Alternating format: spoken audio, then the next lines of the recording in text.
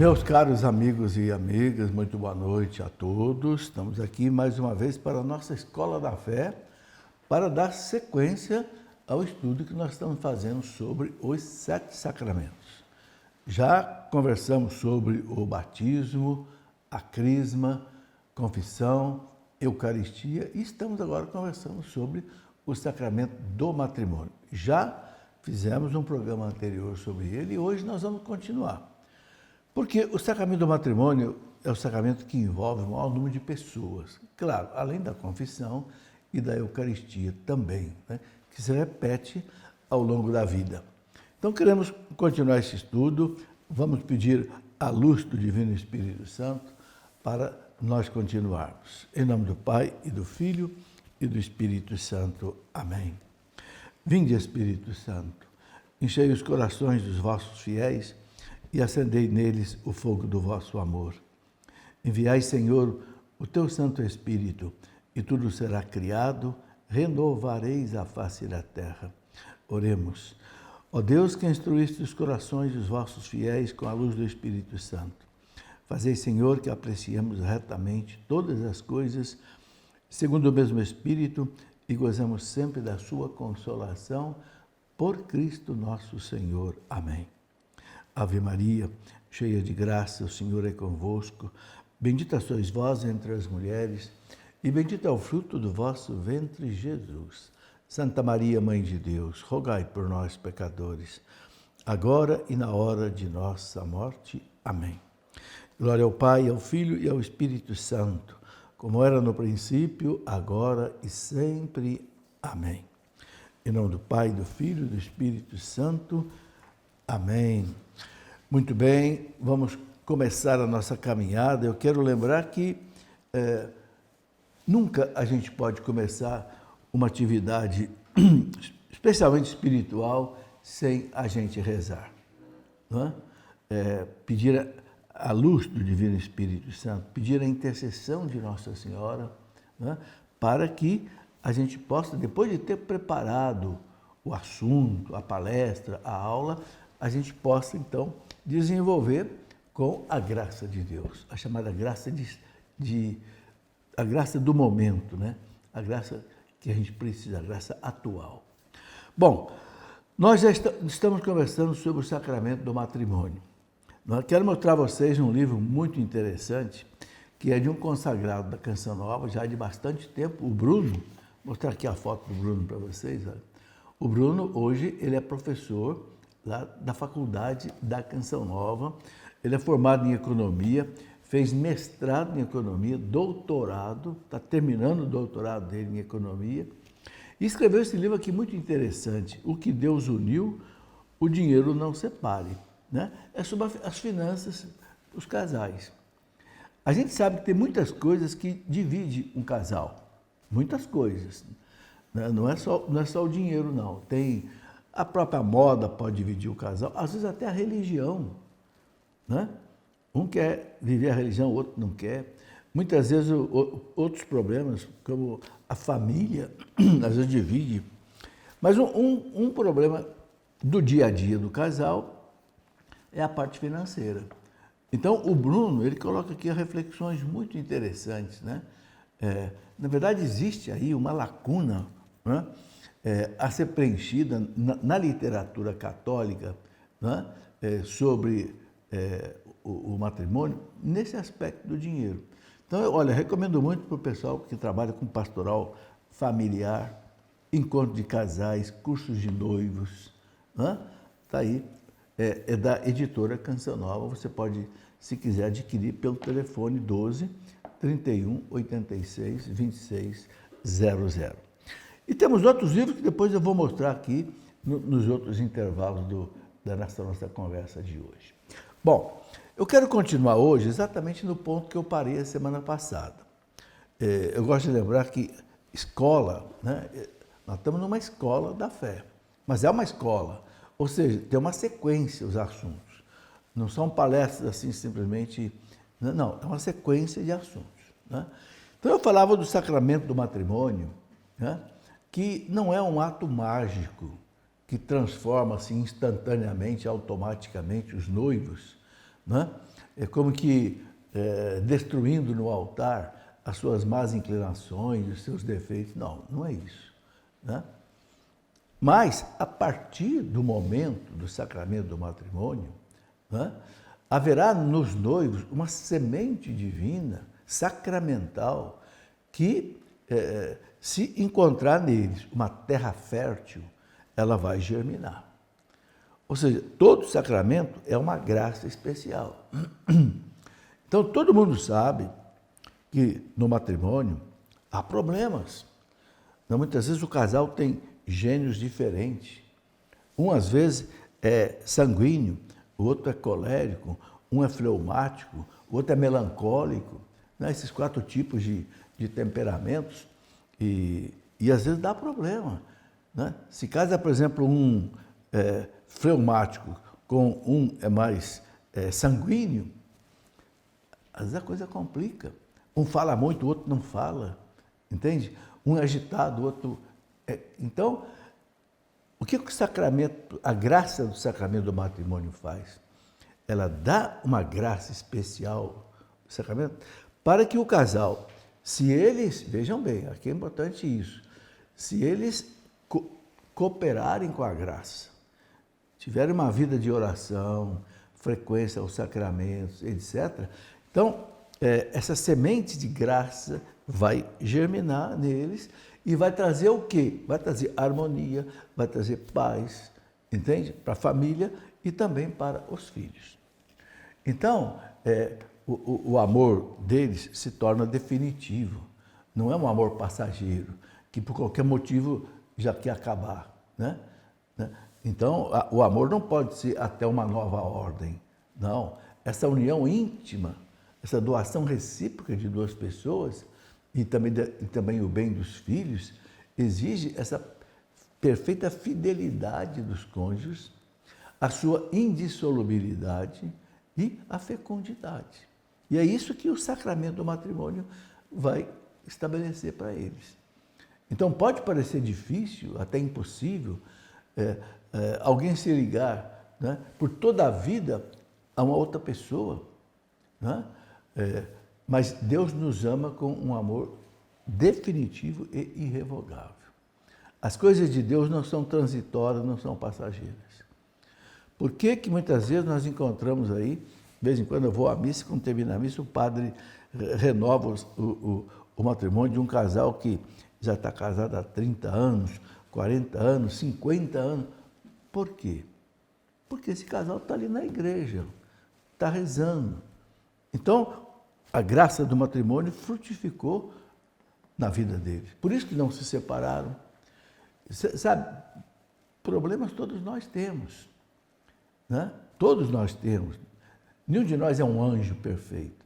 Mas aí é que está a importância do matrimônio, que muitos casais desprezam. Né? Infelizmente, hoje eu vejo casais que são filhos de famílias cristãs, católicas, mas de repente os filhos não querem mais se casar, não. Ah, não, vamos só se juntar aí a tal coabitação, né? E não recebe o sacramento. Depois não sabe por quê que tem dificuldade para vencer os problemas. Né? Então está aí. Então eu queria colocar também aqui, né, algumas coisas que o matrimônio exige. Né? Então, a gente sabe que Jesus condena o adultério, mesmo de simples desejo. Né? Lá no Evangelho de São Mateus, capítulo 5, lá no Sermão da Montanha, Jesus fala aquilo, né? Aquele que desejar maliciosamente uma mulher, já adulterou com ela no seu coração. Então, veja que Jesus, antes dele cortar o adultério de fato, de ato, ele quer cortar o adultério de pensamento. Por quê? Porque isso prejudica o matrimônio.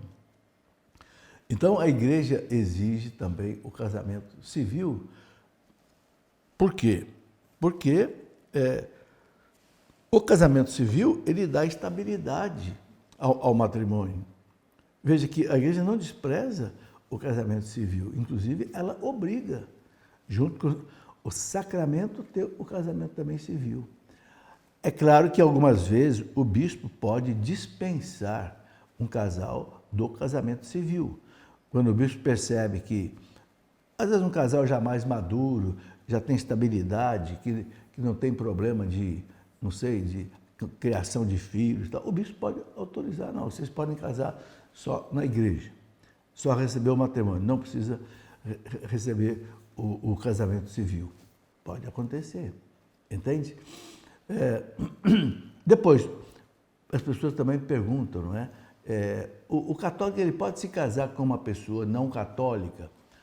Pode, mas aí é o chamado casamento misto, um católico, um protestante, precisa ter autorização do bispo também, né? E depois, uma coisa muito importante também, que eu queria colocar aqui, o que a igreja diz sobre a vida sexual do casal? Eu até escrevi um livro, não está aqui na minha mão agora, depois do intervalo eu mostro, Vida Sexual no Casamento. Eu recebo muitas perguntas assim, professor, o que um casal né, pode ou não pode viver na sua vida sexual? Bom, o que a igreja nos ensina? O casal, eles têm uma certa liberdade na vida sexual, desde que se exclua, vamos colocar logo bem claro isso, o sexo anal e o sexo oral. Por quê? Porque a vida sexual do casal tem duas finalidades, unitiva e procriativa. Primeiro, unir o casal. E segundo, procriação, os filhos. Todo mundo sabe como é que um ato sexual pode gerar um filho. E como é que um ato sexual não pode gerar um filho. Não tem condição de um sexo anal, de um sexo oral, gerar um filho. Então, fica fora do plano de Deus para o ato sexual. Então, num ato sexual normal, realizado da maneira que a natureza estabeleceu, o casal tem uma liberdade de se preparar para o ato sexual. Exige um prelúdio, um lúdio e um pós-lúdio. O que quer dizer isso? Exige uma preparação, uma realização do ato sexual e depois também o que a gente chama de um pós-lúdio. Né? Mas o que o casal pode ou não pode realizar? Veja, os especialistas que eu consultei, inclusive um deles foi o padre, né? O padre Demétrio Gomes, que é também especialista em direito canônico, né? E outros que eu consultei, na verdade consultei uns 6 padres quando eu escrevi esse livro, Vida Sexual no Casamento, e todos eles concordaram o seguinte, o casal, dentro daquilo que os dois aceitam e que é necessário para a preparação para o ato sexual, eles têm liberdade de fazer. E aí a igreja não vai especificar o que isso pode ou não pode. Por quê? Um dia eu perguntei para o nosso bispo, Dom Benedito Beni, que deu o imprimato no livro que eu escrevi, Vida Sexual no Casamento. Dom Beni, por que a igreja não fala mais claro sobre isso? Professor, a igreja não pode falar muito, porque cada casal é diferente. A igreja não pode colocar uma receita de ato conjugal para o casal se eles são diferentes. Então, essa orientação tem que vir assim meio particular, meio com um diretor espiritual, ou no próprio entendimento, né? Então, é importante isso. Eu recomendo o seguinte, a vida sexual do casamento é muito importante para o casal. Muito importante. Inclusive, o Código de Direito Canônico diz o seguinte, os dois, um não pode se negar ao outro, entende? Sem motivo justo. Né? São Paulo, na primeira carta aos Coríntios, no capítulo 7, São Paulo diz assim, né, que o corpo do marido pertence à mulher, ele não pode dispor do seu corpo para outro. O corpo da esposa pertence ao marido, ele não pode dispor do seu corpo para outro. Né? Aí São Paulo fala, né, vocês podem ficar um tempo sem vida sexual para se dedicar à oração, mas não fique muito tempo, São Paulo fala, para que não vos tente Satanás. Então, o que pode acontecer muitas vezes no casamento? Né?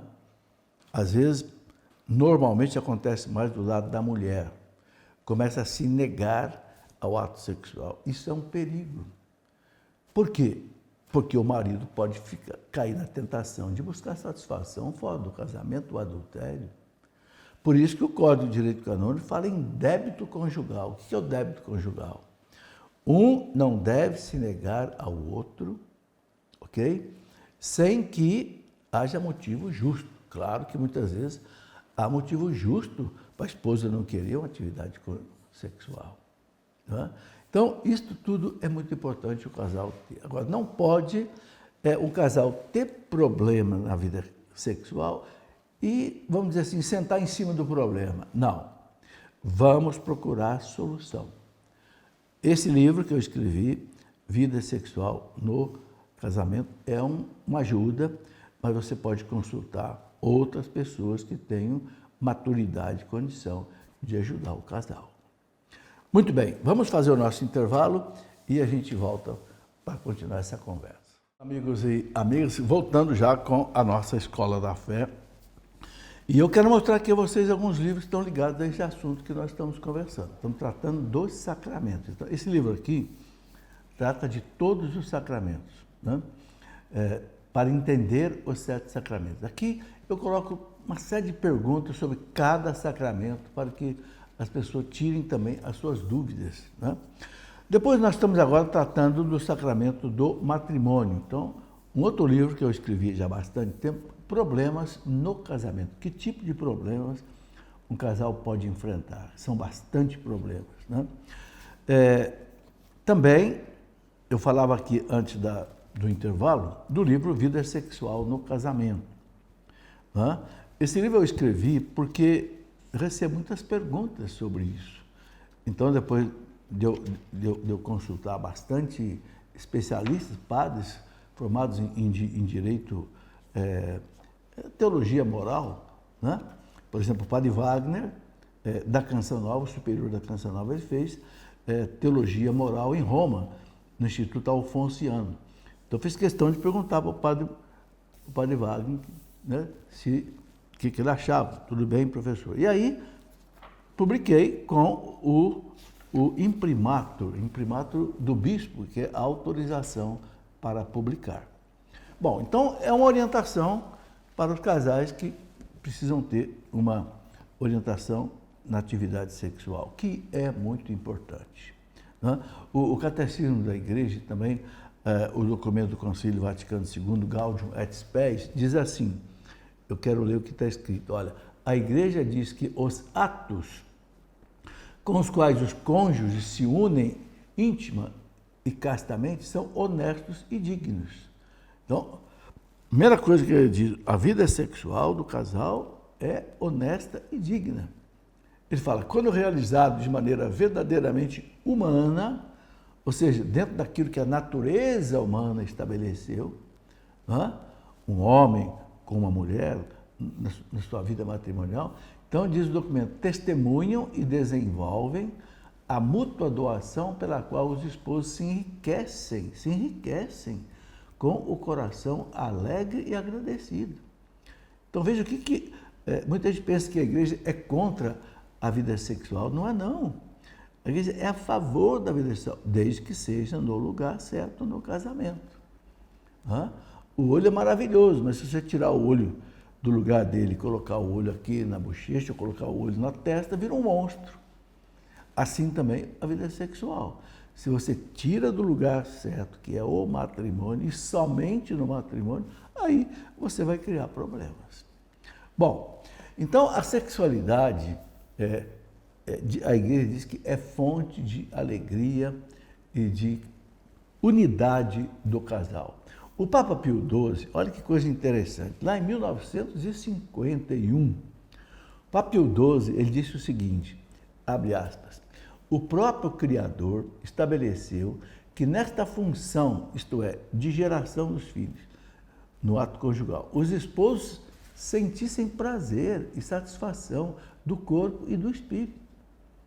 Veja, Pio XII dizendo, Deus quis que nesse ato de geração da vida dos filhos, né, que é o ato conjugal, os esposos sentissem prazer e satisfação do corpo e do espírito. E ele continua dizendo o seguinte: portanto, os esposos não fazem nada de mal em procurar esse prazer e em gozá-lo. Veja isso, gente, lá em 1951. Tem aí mais de 76 anos. Né? E depois o Papa conclui dizendo: contudo, os esposos devem saber manter-se nos limites de uma moderação justa. O que é essa moderação justa? Viver o ato sexual conforme a natureza. Todo mundo sabe que o homem tem um órgão sexual, a mulher tem um órgão sexual, e todo mundo sabe como é que a natureza estabeleceu o ato conjugal. Pronto, é viver dentro daquilo que a natureza, né, estabeleceu. Ok? A moral católica ensina para nós o que é moral, o que é imoral. Moral é aquilo que está de acordo com a natureza. Aquilo que não está de acordo com a natureza não é moral, passa a ser imoral. Né? Bom, então está aí, é muito importante essa questão. Agora, por que Deus colocou a vida sexual no casal? Já expliquei, 2 motivos. Um, para a unidade do casal. Né? Eu costumo dizer para os casais, os noivos, que o ato sexual é como que assim, a liturgia conjugal. Né? É a celebração do amor do casal. Entende? Você pode manifestar o amor de muitas maneiras, não é? Um presente, um abraço, então, mas no ato sexual você se entrega um ao outro. Né? Então, a unidade e também a fecundidade. Né? Deus disse para o casal, o primeiro casal criado, Adão e Eva: sede fecundos, multiplicai-vos, enchei a terra e submetei-a. Está lá no Gênesis 1:28. Né? Então, os casais são chamados a ter filhos. Quantos filhos? Cada caso é um caso. A igreja fala em paternidade responsável. O que é paternidade responsável? O casal cristão, ele deve ter todos os filhos que ele puder criar bem. Eu só posso criar 2. Ótimo, tenha 2.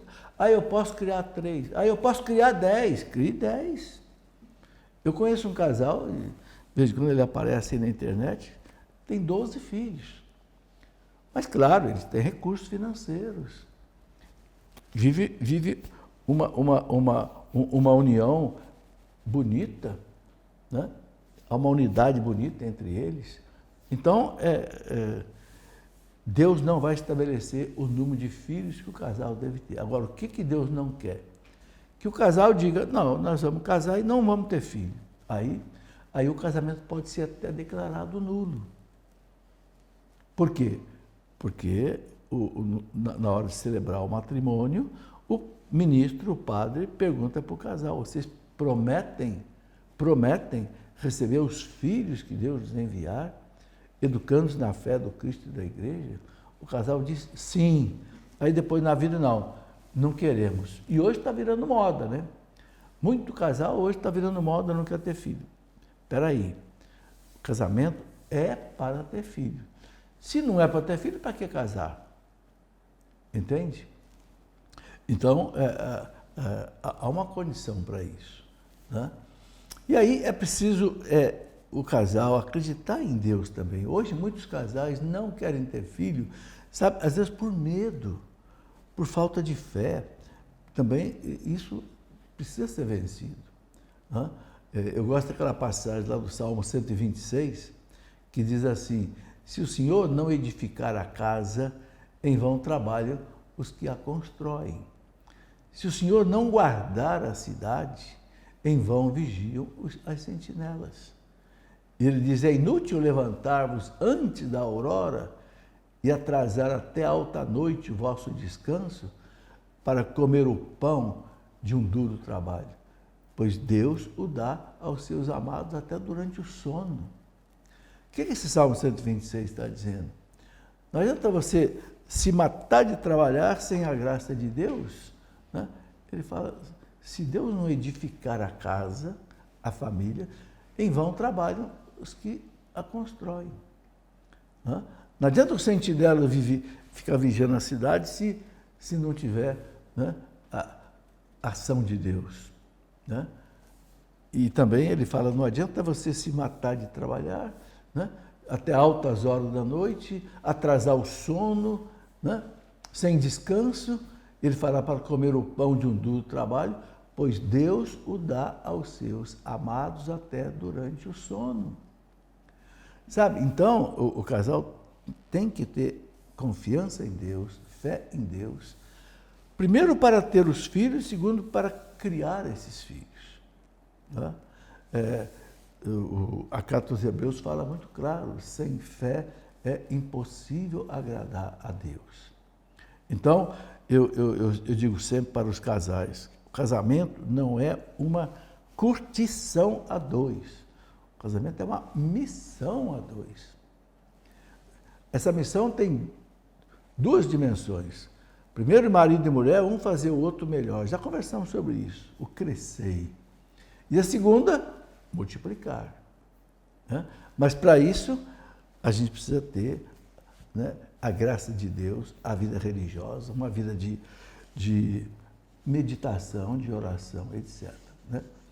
E o Salmo 126, ele ainda fala o seguinte, vede, os filhos são um dom de Deus. Presta atenção nessa palavra, um dom de Deus. Quer dizer, o dom é um presente. Eu pergunto para você o seguinte, quando alguém quer dar um presente para você, você fala, não quero? Não, você agradece, muito obrigado. Né? Então, os filhos são um dom de Deus. Se é um dom de Deus, a gente não deve dizer para Deus, não, eu não quero. A gente não fala isso nem para os outros, vai falar para Deus. Né? E aí o que diz o Salmo 126? Ele fala, é uma recompensa o fruto das entranhas. É uma recompensa, é como que um prêmio que Deus está te dando a um filho. Ele fala, tais como as flechas nas mãos do guerreiro, assim são os filhos gerados na juventude. Né? Feliz o homem que assim encheu a sua aljava. Não será confundido quando defender a sua causa contra os outros. O que ele fala, feliz o homem que assim encheu a sua aljava? O que é aljava? Aljava, no tempo que a arma era só flechas, né? Não tinha ainda armas de fogo, então o homem carregava as flechas aqui, numa bolsa aqui atrás, né? Um embornal, né? Então, é a aljava. Então, o Salmo compara, né, uma aljava cheio de flechas, que o guerreiro sem flecha ele está roubado. Né? Então, o salmista compara uma família numerosa com um guerreiro que tem muitas flechas na sua aljava, ou seja, ele tem proteção. Tá aí, eu quero deixar claro aqui que Deus quer que os casais tenham filhos. Cada um na medida da sua possibilidade, é claro. Agora, né, eu digo o seguinte, gente, todos nós envelhecemos. Hoje eu estou com 76 anos de idade, já perdi minha esposa faz 13 anos e moro sozinho. Mas eu tenho 5 filhos que não tiram os olhos de mim. Se eu fico doente, se eu vou passar por uma cirurgia, já passei por 11 cirurgias na minha vida, 11 vezes. Mas sempre os filhos estão ali me acompanhando. Eu almoço na casa de um na segunda-feira, na casa do outro na terça-feira, na casa do outro quarta-feira, quinta-feira, sexta-feira, e sábado e domingo eu almoço na casa juntos. Não tem felicidade maior para nós nessa vida, gente, do que você ter uma família, ter os filhos com você. E hoje, além dos 5 filhos, eu tenho 12 netos, tenho um genro, que é como se fosse um filho, e mais 4 noras. Então, veja como é que a gente fica cercado de gente boa. Né? Mas isso tem um preço, a gente tem que cultivar isso. Eu digo para você com toda sinceridade, você quer ser feliz na sua vida, invista na sua família. nos seus filhos. Não tenha medo de ter filhos. Crie seus filhos com amor, junto de você, na fé do Cristo, da igreja, e você vai ser feliz. Né? O catecismo da igreja, o nosso catecismo, lá no parágrafo 2378, ele fala assim: os filhos são um dom mais excelente do matrimônio e constituem um benefício máximo para os próprios pais. Presta atenção no que a igreja está dizendo para nós, a nossa mãe igreja.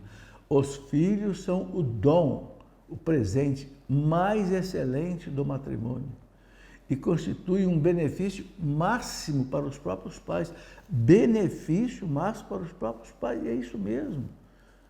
Eu experimento isso na minha vida há muito tempo. Os filhos são um benefício. Eu tenho um problema, chamo um filho, ele resolve. Eu tenho outro problema, chamo outro filho, ele resolve.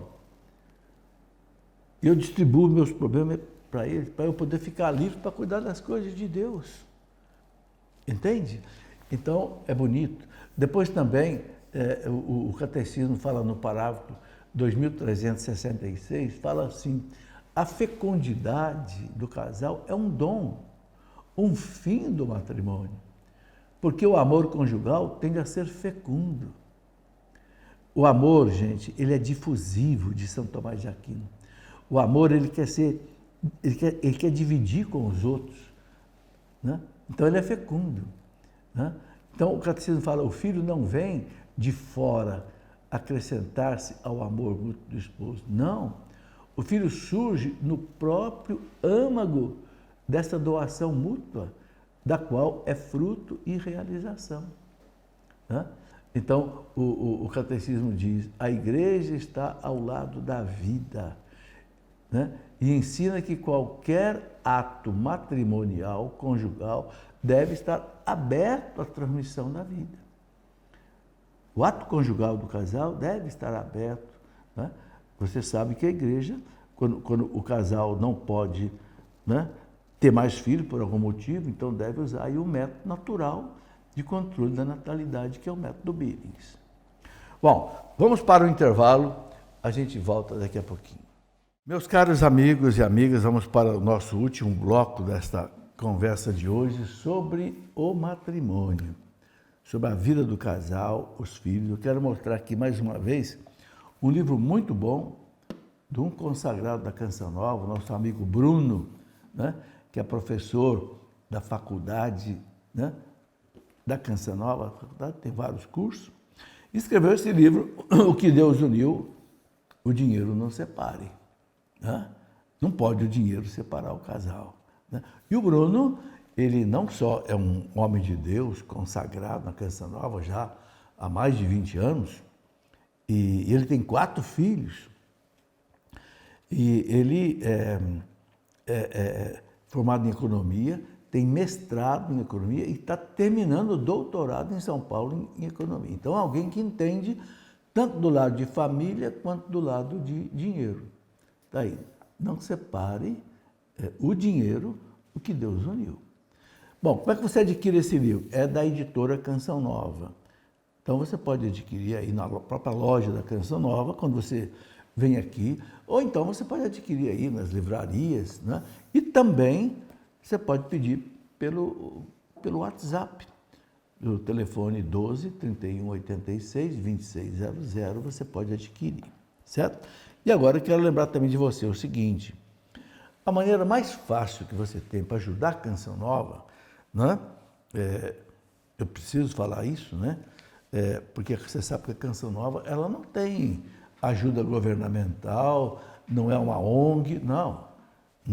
Canção Nova, desde que o Padre Jonas criou a Rádio Canção Nova, lá 40 anos atrás, Monsenhor Jonas disse: eu quero que o povo mantenha a rádio. E depois, quando ele criou a televisão, o povo mantém a televisão. E olha, graças a Deus, já estamos aí com TV com mais de 30 anos. Então, é a sua ajuda que mantém a Canção Nova. E a maneira mais fácil de você contribuir é o Pix. Né? Anote aí, pix.doação@cançãonova.com. Bom, se você quiser contribuir de outra maneira, telefone para a Canção Nova e alguém vai te orientar. O telefone que eu já dei aqui, 12 31 86 26 00. Combinado? Olha, Jesus diz, aquele que é fiel no pouco, lhe será dado muito. Você que é fiel no pouco, na sua contribuição com a Canção Nova todo mês, sem falhar, pode ter certeza que Deus vai te dar a sua graça e a sua bênção. Muito bem. Depois eu já mostrei aqui também alguns livros ligados a esse assunto que nós estamos conversando, matrimônio, né? Problemas no matrimônio. Né? Tenho esse livro também, Família, Santuário da Vida. Né? Temos um livro para entender os 7 sacramentos, aqui também fala, né, do sacramento do matrimônio também. E eu mostrei também esse livro especial que é sobre a vida sexual do casal, dentro daquilo que a igreja orienta, ok? Está aqui. E tem um outro livro também que a gente daqui a pouco vai tratar desse assunto, nesse programa, talvez no próximo também, que é sobre a educação dos filhos. Não é? Eu quero tratar disso também. Talvez isso fique mais para a semana que vem, mas educar pela conquista e pela fé. Como é que você deve educar seu filho hoje? Pela conquista e pela fé. Você sabe que hoje, com o advento da internet, né, a gente precisa tomar muito cuidado com a educação dos filhos. Então eu quero falar sobre isso também na próxima aula. Você que tem filho pequeno, adolescente, eu peço que você assista. E também, na próxima aula, eu vou conversar também sobre um problema que muita gente me pergunta. Quando é que a igreja diz que um casamento não valeu ou o matrimônio foi nulo? Quando? Então, aí, o Código de Direito Canônico da Igreja coloca pelo menos 19 razões sobre isso. Tá? Então, é um assunto também que a gente precisa conversar. Bom, mas vamos continuar aqui onde nós paramos. Né? O nosso catecismo fala muito sobre família, fala muito sobre os filhos, sobre a educação dos filhos. Né? E, por exemplo, o parágrafo 2367, ele fala assim: chamados a dar a vida, os esposos participam do poder criador e da paternidade de Deus. Olha que bonito isso, gente. Pensa bem nisso. Chamados a dar a vida a alguém, os esposos participam do poder criador de Deus e da sua paternidade. Olha, Deus deu ao casal o poder criador que só ele tem. Eu costumo dizer o seguinte: não tem nada mais maravilhoso que a gente possa criar nesse mundo do que dar a vida a alguém. Por quê? Um filho é imagem e semelhança de Deus. Tem uma alma criada à imagem de Deus, imortal. Um dia, esse mundo vai acabar. Um dia, os carros não vão mais rodar, os navios não vão mais cortar os mares, os computadores não vão existir mais, mas o seu filho nunca vai deixar de existir, porque ele tem uma alma imortal. Por isso que o Catecismo diz que os esposos participam do poder criador de Deus. Veja, Deus quis que a gente participasse dessa obra. Deus podia fazer os filhos virem aí de outra maneira. Não é? Não, ele quis que os filhos fossem gerados por nós, pelos pais. É bonito isso, né? Então, diz o Catecismo que os cônjuges sabem que no ofício de transmitir a vida e também de educar, né, que é uma missão própria dos pais, os pais, então, são cooperadores do amor de Deus Criador. Veja, é preciso a gente entender a dignidade disso, né? Porque a vida hoje está ficando tão assim desvalorizada que as pessoas não pensam muito nisso. Então, os pais são cooperadores do amor de Deus Criador. Ou seja, Deus nos deu a honra, né, de nós sermos pais. Olha que bonito, a gente chama Deus de Pai, né? Pai e nós. Mas nós também somos chamados de pai, de mãe. Né? Quer dizer, Deus, nessa cooperação que a gente faz com Deus, Ele coloca para nós essa beleza. Né? E o Catecismo também fala, num outro parágrafo, 2373, que a Sagrada Escritura e a prática tradicional da Igreja veem nas famílias numerosas um sinal da bênção divina e da generosidade dos pais. Eu vou até repetir essa frase porque ela vem lá do Concílio Vaticano II, na Gaudium et Spes, número 50, no parágrafo 2 da Gaudium et Spes, diz assim: a Sagrada Escritura, a Bíblia, e a prática tradicional da Igreja, a tradição da Igreja, veem nas famílias numerosas um sinal da bênção divina e da generosidade dos pais. Está aí. Então, é aquilo que eu já falei aqui, claro, tudo dentro da paternidade responsável. Né? Então, o próprio Catecismo, no parágrafo 2368, ele fala, por razões justas, né, os esposos podem querer espaçar os nascimentos dos filhos. Né? E aí diz o Catecismo, cabe-lhes verificar que seu desejo não provém do egoísmo, mas está de acordo com a justa generosidade de uma paternidade responsável. Quer dizer, os pais, dentro das dificuldades que cada casal tem, eles podem espaçar o nascimento dos filhos.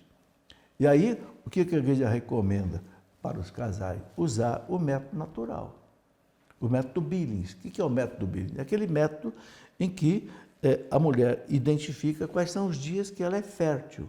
E não são muitos dias durante o mês inteiro. É 4, 5 dias. Nesses dias, ela é fértil. Isto é, se ela tiver a relação sexual nesses dias, ela fica grávida. Se ela não tiver, ela não fica. E aí, os outros dias, ela não é fértil. Por que acontece isso? É o chamado método da ovulação. Foi um casal, né, o casal Billings, que descobriu isso. Um pesquisador católico, né, um casal católico. Né? Quando a mulher ela é fértil, ou seja, quando um óvulo desprende do ovário e vem para o útero, é quando ele pode ser fecundado. O que acontece? O útero produz uma substância chamada muco uterino. O que é esse muco uterino? É meio parecido assim com uma clara de ovo, limpa. Por quê? Porque o interior da mulher, né, ele é ácido, especialmente o interior da vagina. Quando o espermatozoide do pai vai fecundar o óvulo, se não houver esse muco uterino, o espermatozoide não chega até o óvulo, ele morre, porque o interior ali é ácido. O que esse muco uterino faz? Esse muco, ele torna a vagina alcalina, ou seja, ele inibe a acidez, então o espermatozoide sobrevive e chega até o óvulo e fecunda o óvulo. Então, o que o método Billings ensina? A mulher, ela percebe os dias que ela está fértil, esse certo muco uterino, né, que ela percebe pela vagina. Então, nesses dias, ela percebe que ela está fértil.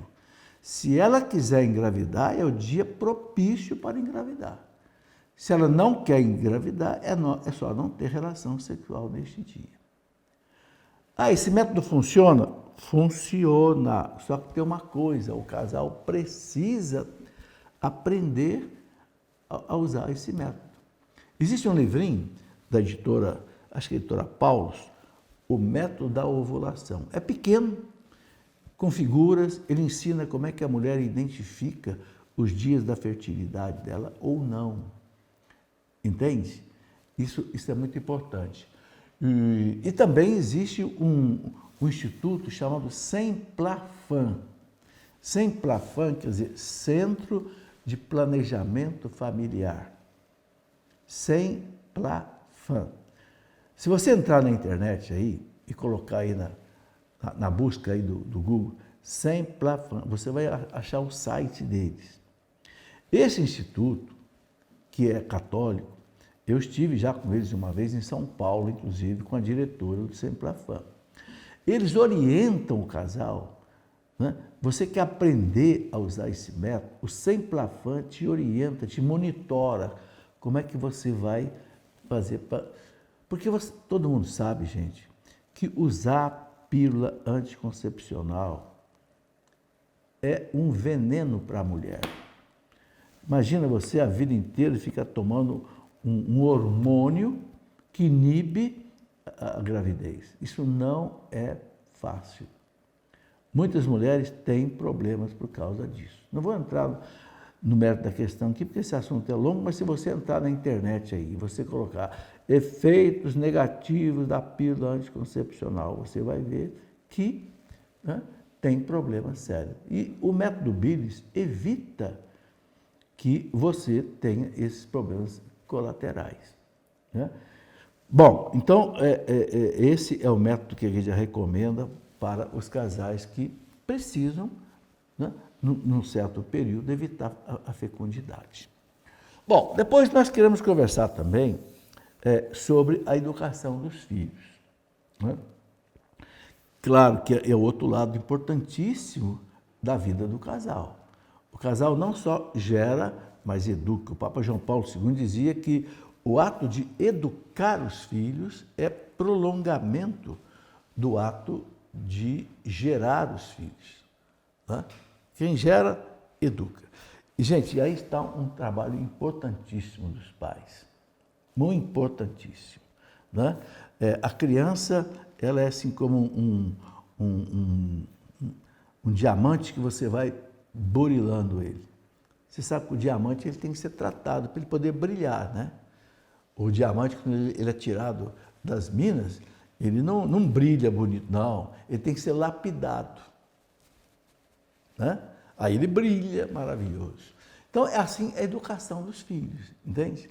Eu quero até começar aqui contando uma história interessante na vida de Michelangelo. Michelangelo foi aquele grande arquiteto, escultor. Ele foi o responsável pela arquitetura da Basílica de São Pedro, em Roma. E depois ele decorou toda a Basílica de São Pedro, em Roma, com 20 mil metros quadrados de mosaico. A Basílica de São Pedro não tem uma pintura, é tudo mosaico, tudo pedrinha. Uma coisa extraordinária. Michelangelo fundou uma academia de belas artes só para decorar a Basílica de São Pedro, depois pintou a Capela Sistina. Um homem de uma genialidade impressionante. Dizem que ele chegava numa montanha de pedra, né, mármore Carrara, na Itália, e com os alunos dele, ele dizia, olha, vamos pegar aquela pedra ali, naquela pedra tem um anjo lá dentro, vamos colocá-lo para fora. E o pessoal dizia, mas como, mestre? Como um anjo lá dentro? Nós estamos vendo uma pedra, um monobloco. Não, tem um anjo lá dentro. Aí desenhou o anjo e vou para os alunos agora, debruçam em cima dessa pedra e vão cortando essa pedra, né? E o anjo foi aparecendo. No fim, ele deu os retoques finais e o anjo estava lá. E os alunos perguntaram, mestre, como é que foi possível o senhor tirar um anjo de uma pedra? Ele disse, não, o anjo já estava aí, nós só tiramos o que estava sobrando. Como se fosse fácil tirar o que estava sobrando, né? Assim é a educação dos nossos filhos. Tem um anjo dentro de uma criança, mas tem que ser trabalhado, tem que ser educado. E é isso que eu quero conversar com vocês na nossa próxima aula, ok? Por hoje é isso, vamos pedir a algum sacerdote, algum diácono que nos dê a sua bênção para a gente concluir esse programa de hoje. Em nome do Pai, e do Filho, e do Espírito Santo.